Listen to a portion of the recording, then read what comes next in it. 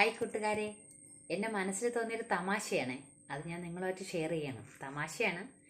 നമ്മുടെ പാണ്ഡവരും കൗരവരും തമ്മിലുള്ള ശത്രുതയും യുദ്ധവും അതൊക്കെ നിങ്ങൾക്കറിയാമല്ലോ.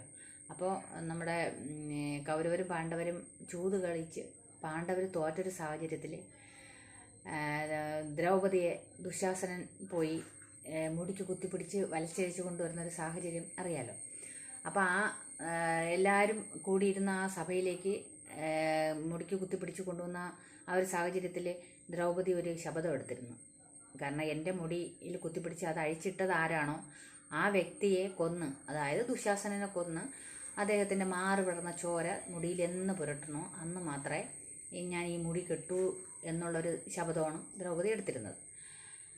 അപ്പോൾ എനിക്ക് തോന്നുന്നു അന്ന് വരെ കൗരവരോടുള്ള ഒരു ശത്രുതയെക്കാളും അതിൻ്റെ ഒരു ആക്കം കൂട്ടാൻ ഈ ഒരു ശപഥം കാരണമായി എന്നാണ് എനിക്ക് തോന്നണം.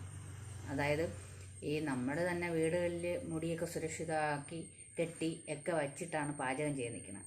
എന്നിട്ട് പോലും വല്ലപ്പോഴും ഒരു മുടിയൊക്കെ കിട്ടാത്ത ആരുമില്ല ആഹാര സാധനത്തിൽ നിന്ന്.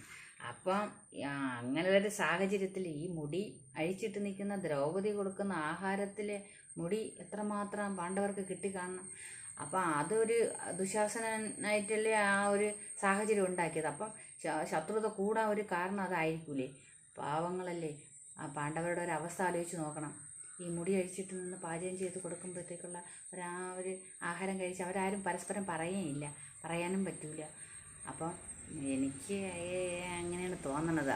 ശത്രുത, ദുശാസനോട് ഇത്രയും ശത്രുത വരാനുള്ള കാരണം ഇതായിരിക്കാം, ഇല്ലേ? അങ്ങനെ ആയിരിക്കണം.